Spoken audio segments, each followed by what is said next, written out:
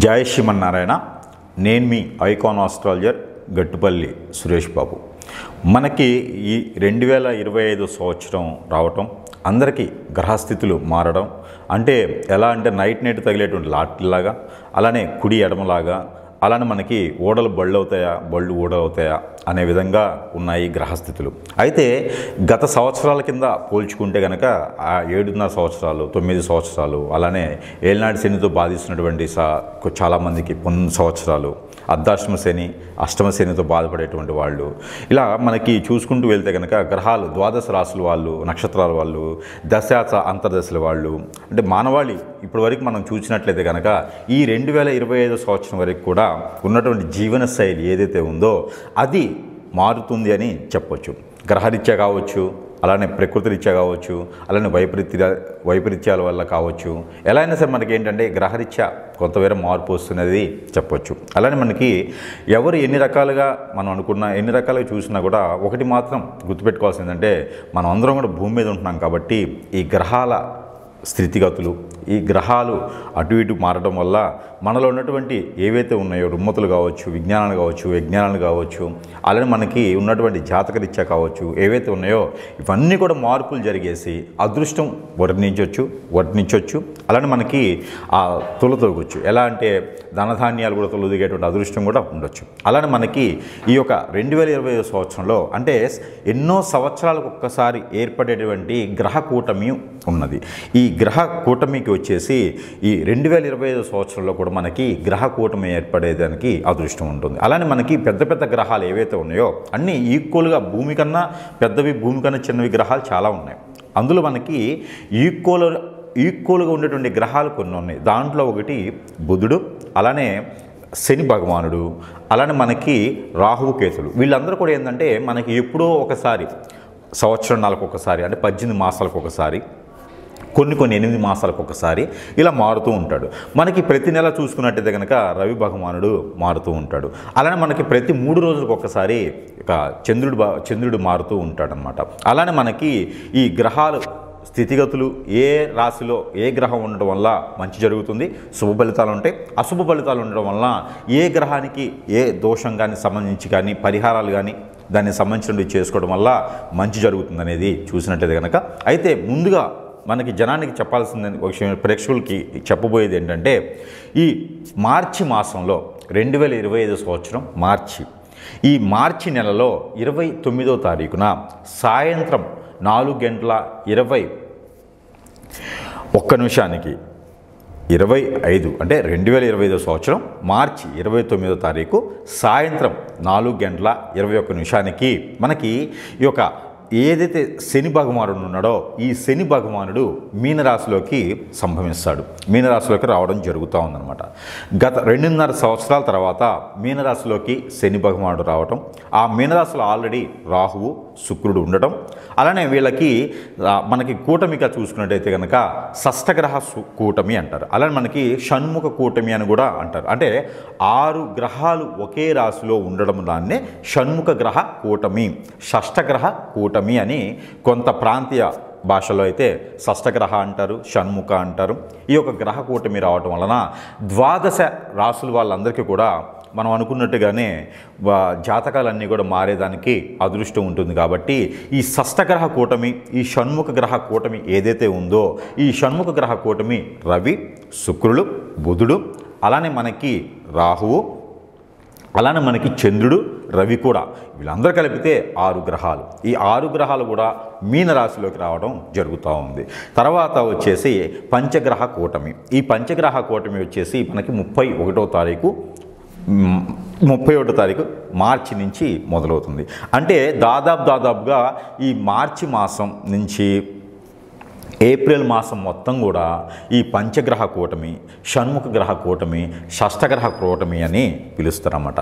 అయితే ఈ కూటమి వల్ల 12 రాశుల వాళ్ళకి ఎలా ఉండబోతుంది, వాటి ఒక పరిమాణం, పరిజ్ఞానం, పరిభాష, పరివ్యాస, అలానే వాటికి ఉన్నటువంటి ఫలితాలు ఎలా ఉన్నాయి అనేది చూసుకొని దాని ప్రకారంగా గ్రహాల వాళ్ళు ఎప్పుడు ఈ మాసంలో పుట్టిన వాళ్ళకి ఎలాంటి గ్రహస్థితి ఉంటుంది, అసలు ఈ మాసంలో ఈ యొక్క మార్చి ఏప్రిల్ మాసంలో పుట్టిన వాళ్ళకి ఎలా ఉండబోతుంది, ఆల్రెడీ పుట్టి ఉన్న వాళ్ళకి గ్రహస్థితి ఎలా ఉంటుంది, అలానే వాళ్ళ ఒక దశ అంతర్దశలు ఎలా పరిగణిస్తాయి, వాటి వల్ల ఎలా ఉండబోతుంది అనేది మనం ఒక్కసారి చూసుకున్నట్టయితే కనుక ఈ ఏదైతే షష్టగ్రహ కూటమి, ఈ యొక్క షణ్ముఖ గ్రహ కూటమి ఉందో దీనికి పరిగణనలో తీసుకొని రాసుల పరంగా ఎలా ఉందనేది మనం ఒకసారి చూద్దాము. అయితే మనకి ఈ షష్టగ్రహ కూటమి ఏదైతే ఉందో మనం ముందుగా అనుకున్నట్లుగానే ఈ మకర రాశి వారు కూడా ఒకటి ఉన్నది.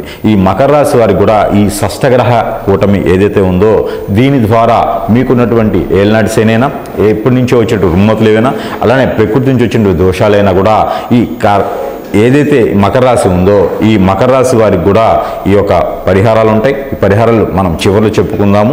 ఏ పరిహారం చేసుకుంటే మకర రాశి వారికి ఈ యొక్క షష్టగ్రహ కూటమి నుంచి వచ్చేటువంటి ఆ ఒక చెడు చూపు ఏదైతే ఉందో అది తొలగిపోయేసి మంచి శుభదృష్టి ఉండేలాగా గ్రహాలన్నీ మీకు అనుకూలంగా ఉంటాయి. కాబట్టి ఈ షష్టగ్రహ కూటమి వచ్చేసి మనకి 29వ తారీఖు వస్తుంది కాబట్టి మార్చి మాసంలో ఈలోపు కనుక మీరు ఈ పరిహారాలు చేసుకున్నట్టయితే కనుక మీకు పూర్వీకుల నుంచి వచ్చేటువంటి శాపాలు కావచ్చు, పూర్వీకుల నుంచి వచ్చేటువంటి ఏవైతే పాపాలు ఉన్నాయో, శాపాలు ఉన్నాయో, కర్మలు ఉన్నాయో ఇవన్నీ కూడా మీరు నిర్వర్తించినట్టయితే కనుక ఆ షష్టగ్రహ కూటమి మీకు చాలా అరుదుగా వస్తుంది. కాబట్టి ఆ షష్టగ్రహ కూటమి రోజున మీరు చేసేటువంటి కర్మలు ఏవైతే ఉన్నాయో, కార్యక్రమాలు ఏవైతే ఉన్నాయో, పూజలు హోమాలు ఏవైతే ఉన్నాయో ఇవన్నీ కూడా మీరు అప్పు తీసుకురాకుండా మీరు సొంతంగా కష్టపడి సంపాదించిన డబ్బుతో మీరు చేసినట్టయితే కనుక అది ఎంతైనా సరే మీరు కష్టపడిన దాంట్లో మీకు గ్రహ దోషాలకి విమోచనకి, అంటే మీరు గ్రహ దోషాలు ఏవైతే ఉన్నాయో అవన్నీ కూడా తీర్చుకున్నట్టయితే ఆ గ్రహ దోషాలన్నీ వెళ్ళిపోయేసి మీకు పెళ్ళిళ్ళు కూడా అయ్యేటువంటి అవకాశాలు ఉన్నాయి. కాబట్టి ఈ మేర గ్రహ దోషాలన్నింటికి కూడా మీరు ఈ షష్టగ్రహ కూటమి రోజున తీసుకున్నట్టయితే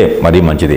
ఈ యొక్క మకర రాశి వారు ఎప్పటి నుంచో బాధపడుతున్నటువంటి శని భగవాన్ యొక్క దృష్టి, అలానే రాహువు, కేతువు, కుజుడు, అలానే మీకు కాలసర్ప దోషం, అలానే కుజు దోషం, అలానే మీకు పూర్వీకుల శాపం ఏవైతే ఉన్నాయో ఇవన్నీ కూడా మీకు పటాపంచలు అయ్యేందుకు మీకు చివరిలో చెప్పేటువంటి పరిహారాలు ఉన్నాయి. ఆ పరిహారాలు చేసుకున్నట్లయితే కనుక మీకు ఖచ్చితంగా ఈ యొక్క షష్టగ్రహ కూటమి నుంచి పరిహారాలు చేసుకున్నట్లయితే మీకు అన్ని రకాలుగా అనుకూలంగా ఉండేలానికి ఆస్కారం ఎక్కువగా ఉంటుంది. అది ఈ 2025 సంవత్సరంలో వచ్చేటువంటి రుమ్మతులు ఏవైతే ఉన్నాయో ఈ రుమ్మతులన్నింటి కూడా తొలగేదానికి ఈ సంవత్సరం మొత్తం కూడా ధనధాన్యాలు తొలదొగేందుకు ఈ యొక్క మకర రాశి వారికి ఉన్నటువంటి శని భగవానుడు కావచ్చు, ఈ మకర రాశిలో 2వ స్థానంలో శని భగవానుడు ఉన్నాడు, ఆ 2వ స్థానం నుంచి 3వ స్థానానికి వెళ్తున్నారు. కాబట్టి ఆ శని భగవాని యొక్క కృపా కటాక్షాలు కూడా ఈ యొక్క మకర రాశి మీద ఉండడానికి అదృష్టం ఉంటుంది. అలానే మకర రాశిలో ఉన్నటువంటి రవి భగవానుడు, అలానే బుధ భగవానుడు కూడా మారుతున్నారు. కాబట్టి ఆల్రెడీ శుక్రుడు మారున్నారు. కాబట్టి అన్ని రకాల గ్రహాలు కూడా మీకు అనుకూలంగా ఉండేసి పిల్లలు పుట్టినటువంటి వాళ్ళకి పెళ్లి అయ్యి పిల్లలు పుట్టినటువంటి వాళ్ళకి కూడా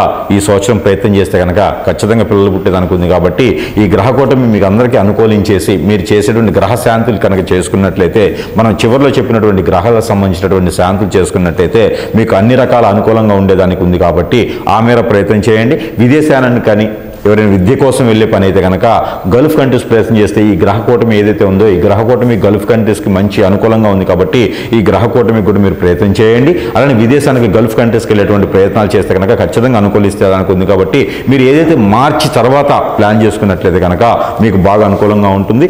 ఈ మార్చి తర్వాత మీకు ఇంటర్వ్యూలో ఏదైతే వీసా ఇంటర్వ్యూలు ఉన్నాయో ఈ ఇంటర్వ్యూ కూడా పాస్ చేయడానికి మీకు ఆస్కారం ఉంది. కాబట్టి ఆ మేర ప్రయత్నం చేసి మకర రాశి వారు అందరూ కూడా ఈ గ్రహ కూటమి ఏదైతే ఉందో ఈ షష్టగ్రహ కూటమి ఏదైతే ఉందో ఈ గ్రహ కూటమి మీకు అంతా అనుకూలంగా ఉంటుంది. కాబట్టి ఈ మేర మనం చివరిలో చెప్పినట్టు పరిహారాలు చేసుకుంటే కనుక అన్ని రకాలుగా బాగుంటుంది. ఆ మేర ప్రయత్నం చేసి ఈ 2020 సంవత్సరంలో ఈ గ్రహ కూటమి దగ్గర నుంచి మనకి అన్ని రకాలుగా మీకు సానుకూలంగా ఉండేందుకు బాగుంటుంది. అలానే మనకి యుగాది తర్వాత వచ్చేటువంటి ఈ గ్రహ కూటమి ఏదైతే ఉందో ఈ గ్రహ కూటమి మకర రాశి వారికి మీద అంతా శుభదృష్టి ఉంటుంది. అలానే మీకు శని భగవాన్ యొక్క కృప, అలానే బుధ భగవానుడికి, అలానే రవి భగవానుడు, అలానే మీకు అన్ని రకాల గురువు కావచ్చు, శుక్రుడు కావచ్చు అన్నీ కూడా మీకు అనుకూలంగా ఉన్నాయి. కాబట్టి పెళ్లిళ్ళు చేసుకోవడానికి కొత్తగా వ్యాపారాలు పెట్టాలనుకున్నా కనుక ఏప్రిల్ 5వ తారీఖు తర్వాత మీరు మొదలు పెడితే మరీ మంచి జరుగుతోంది. ఎందుకంటే ఈ లోపుగా షష్టగ్రహ కూటమి ఉంది. కాబట్టి కూటమి ముందు ఎలాంటి వ్యాపారాలు చేసినా కూడా మీకు సానుకూలంగా ఉండదు. అది యుగాది తర్వాత మీకు ఏదైతే గ్రహ కూటమి ముందు గృహ కూటమి తర్వాత కనుక మీరు వ్యాపారాలు చేసినట్టయితే కనుక మీకు సానుకూలమైన పరిష్కారం దొరుకుతుంది. కాబట్టి ఆ మేర నరదిష్టి నరఘోష కూడా మీకు ఎక్కువగా కనిపిస్తుంది. కాబట్టి ఈ గ్రహ కూటమి తర్వాత ఏదైతే ఉందో ఈ గ్రహాలకి శాంతి కలిగించినట్టయితే కనుక ఆ నవగ్రహ అభిషేకం చేసుకున్నట్టయితే కనుక మనం చివరిలో చెప్పినటువంటి పరిహారాలు ఏవైతే ఉన్నాయో ఆ పరిహారాలు కూడా మకర రాశి వారు చేసుకున్న అదృష్టవంతులు అయితే కనుక ఖచ్చితంగా మీ అందరికీ బాగుంటుంది. కాబట్టి ఈ మేర ప్రయత్నం చేసి ఈ గ్రహ కూటమి ఏదైతే ఉందో ఇది మీ మీద చెడు చూపు కాకుండా మంచి శుభదృష్టి చూపు ఉండేలాగా చూసుకోవాలని, ఆ చూపు ఉండి మన పరిహారాలు చెప్పుకున్న ఆ పరిహారాల్లో మీ నిమిత్తం చేసుకున్నట్టయితే కనుక మీకు అన్ని రకాల బాగుంటుందని నేను కోరుకుంటా ఉన్నాను. ఓకే, అయితే మనకి ఈ గ్రహ కూటమి ఏదైతే ఉందో మార్చి 29 తారీఖు జరిగేటువంటి గ్రహ కూటమి ఏదైతే ఉందో దీనివల్ల మన రాశిలో ఏదైతే మీ రాశి ఉందో ఈ రాశిలో కనుక ఈ చిన్నపాటి ప్రయోగాలు చేసినా, ఈ చిన్నపాటి తంత్రం, ఈ చిన్నపాటి ఏదైతే రెమెడీ ఉందో పరిహారం ఉందో ఇది చేసినట్లయితే కనుక ఖచ్చితంగా రాణించడానికి ఆస్కారం ఉంటుంది. కాబట్టి మార్చి 29 తారీఖు నుంచి ఏప్రిల్ మాసం మొత్తం కూడా మీరు చేయాల్సిన చిన్న పని ఏదైతే ఉందో ఈ పని చేయండి, చిటికలో మీకు అదృష్టం వచ్చేస్తుంది. ఖచ్చితంగా మీకు అదృష్టం అనేది వరిస్తుంది. కాబట్టి ఈ ఒక చిన్నపాటి పని చేసుకుంటే చాలు. అది దాంట్లో సంబంధించిన రెమెడీ ఏంటంటే వీరు ఈ రాశి వారు ఎవరైతే ఉన్నారో ఈ రాశి వారు అందరూ కూడా మీరు సాయం సంధ్య వేళలో కనుక ఏమీ భుజించకుండా ఆ ఒక ఎప్పుడు సాయంత్రం 5:40 తర్వాత ఏదైతే ఉన్నదో ఈ 40 నిమిషాల తర్వాత ఇంటిల్లపాది మొత్తం కూడా ఏదైతే ఉందో పసుపు నీళ్లు ప్రతిరోజు చల్లేసి ఏవైతే మనకి బిర్యానీ ఆకు చిన్న చిన్న పీసులు చేసి అలానే దాల్చిన చెక్క పౌడర్ చేసి ఉంచుకొని ఇవన్నీ కూడా ప్రతిరోజు మీరు ధూపం వేసేటువంటి గుగ్గిలం కానీ అలానే గుగ్గిలంలో కానివ్వండి, సాంబ్రాణిలో కానివ్వండి, ఇంట్లో ధూపం వేసేటప్పుడు ఆవు పిడక మీద కనుక మీరు ధూపం వేసి ఆ ధూపం మీద కనుక ఏదైతే గుగ్గిలం కానీ అలానే మీకు అనుకున్నటువంటి సాంబ్రాణితో పొగ వేస్తారో ఆ పొగ వేసేటువంటి ఉండిలో కనుక మీరు ఈ బిర్యానీ ఆకు చిన్న పీసులు చేసి వేయడం, అలానే మీకు దాల్చిన చెక్క పౌడర్ చిన్నగా మనం బొట్టు పెట్టుకునే అంత కనుక ఆ ఒక ధూపంలో వేసినట్టయితే కనుక ఇంట్లో ఉన్నటువంటి రుమ్మతులన్నీ తొలగిపోయేదానికి ఎక్కువ ఆస్కారం ఉంటుంది. ఈ రాశివారు ఆర్థిక స్థితిగతులు ఏవైనా ఉంటే కూడా అవి కూడా తొలగిపోయేదానికి ఎక్కువ ఆస్కారం ఉంటుంది. అలానే ఈ రాశి వారికి ఆరోగ్య స్థితిగతులు ఏవైనా ఉన్నా, పెద్దవాళ్ళు ఎవరైనా ఉంటే కూడా ఆ ఇంట్లో ఉన్నటువంటి నెగిటివిటీ, వాస్తు ప్రకారం ఉన్నటువంటి దోషాలు అన్నీ కూడా తొలగిపోయేదానికి ఉంటుంది. కాబట్టి ఈ చిన్నపాటి పరిహారం చేసుకొని ఆ ఇంట్లో ఉన్నటువంటి వాస్తు దోషాలు కూడా తొలగించేదానికి అదృష్టవంతులు అవుతారు. కాబట్టి ఈ రాశి వారు ఖచ్చితంగా మార్చి 29 తారీఖు నుంచి ఏప్రిల్ మాసం మొత్తం కూడా ఇలాంటి పరిహారం చేసుకోవడం ద్వారా మంచి జరుగుతూ ఉంది. అలానే ఇంకొక పరిహారం ఏంటంటే పన్నీర్ అని దొరుకుతాయి. మనకి పూజా సామాగ్రిలో పన్నీర్ అని ఉంటాయి. ఈ పన్నీర్ తీసుకొచ్చి దాంట్లో కనుక మీరు సఫ్రాన్ అంటారు, కుంకుమ పువ్వు, ఈ కుంకుమ పువ్వుని ఆ పన్నీరులో కలిపేసి కనుక ఉండేసి ఆ పన్నీరుని ఏదైతే మీరు ఫేస్ వాష్ కానీ అలానే మీకు పన్నీర్ని ప్రతిరోజు కళ్ళుకని కనుక్కుంటే కనుక మీకున్నటువంటి దోషాలు, శుక్రదోషం, కలత్ర దోషం, రాహుకేతు దోషం, అలానే కుజు దోషాలు ఉంటే కూడా అవి కూడా తొలగిపోయేసి కాలసర్ప దోషం, నాగదోషం, పూర్వీకుల శాపం కూడా తొలగిపోయేదానికి ఉంటుంది. కాబట్టి ఖచ్చితంగా ఈ రాశి వారు ఈ ఒక చిన్న పరిహారం చేసుకుంటే అదృష్టవంతులు అవుతారనమాట. ఇంకొక పరిహారం ఏంటంటే ఈ రాశి వారికి ఈ కుంకుమ పువ్వు ఏదైతే ఉందో ఈ కుంకుమ పువ్వు A4 సైజు పేపర్ మీద కనుక ఈ కుంకుమ పువ్వు నీటిలో నానబెట్టేసి ఆ నీటిని A4 సైజు పేపర్ మీద పోసేసి ఆ పేపర్ కనుక మీరు మడత వేసి ఈ మాసం మొత్తం కూడా జేబులో పెట్టుకొని ఈ మాసం తనంతరం పోయిన మీకు పారేటువంటి నీటిలో వేసినట్టయితే ఈ మాసంలో మీకు రావాల్సినటువంటి డబ్బు వస్తుంది. ఈ మాసంలో మీరు అనుకున్నటువంటి స్థాయికి ఎదిగేదానికి ఆస్కారం ఉంటుంది. మీకున్నటువంటి గ్రహరీత్యా కూడా వాస్తు ప్రకారంగా కూడా అలానే నరదిష్టి, నరఘోష కూడా మీకు పోయేలా ఉంటుంది. కాబట్టి ఖచ్చితంగా ఈ రాశి వారు ఈ ప్రయత్నం చేసి చూడండి. అందరూ అదృష్టవంతులు అవ్వండి. జై శ్రీమన్నారాయణ.